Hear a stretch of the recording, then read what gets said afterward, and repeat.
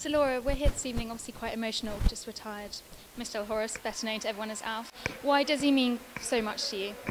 I think probably the reason he means so much to me isn't just the successes I've had on him, but it's probably been the journey getting to the successful times. You know, he's given me some difficult times in the past. He's been quite a loose cannon when he was younger, and I think all the lows before I got to the highs meant the highs meant even more, if that makes sense. How do you think he's changed over the time you've had him in his character and his trainability and the performances that he gave you? Well, he's always been a really affectionate and genuine horse character-wise. He's never meant any harm or meant to do things wrong. He has matured a lot, and he's grown so much in confidence as a horse, as a person, and also in me. So us as a combination have grown so much together in confidence over the time.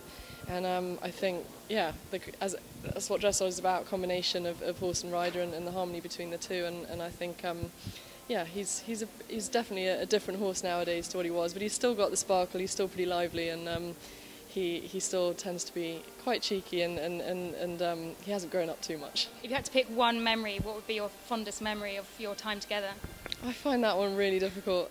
I never know whether to say it's sort of the breakthrough 2009 when we first sort of really took the British team up to medaling and also getting our first individual medals, or the Olympics obviously was the culmination of his career, and the end of my freestyle at the Olympics, when I really felt like he had put everything on the line and given me absolutely 110%. He couldn't have given me any more. That's extremely emotional feeling and an extremely satisfying feeling to get. For him to have really just tried his hardest for me on that day was sort of pretty overwhelming, and that's probably a moment I will never forget, and it still chokes me a bit whenever I see it on film or anything like that. And he looks absolutely fantastic still. Were you tempted to try and squeeze another competition out of him? How come you decided just to do a kind of performance tonight rather than compete him in the class? Well, because I didn't know when I had to make the decision how he was going to be, and he's had a bit of time off and I've been away a bit, so I didn't know whether we'd quite be ready. But when I got here and was first warming up on Sunday, I was thinking, damn, I should have competed, because he's on flying form. But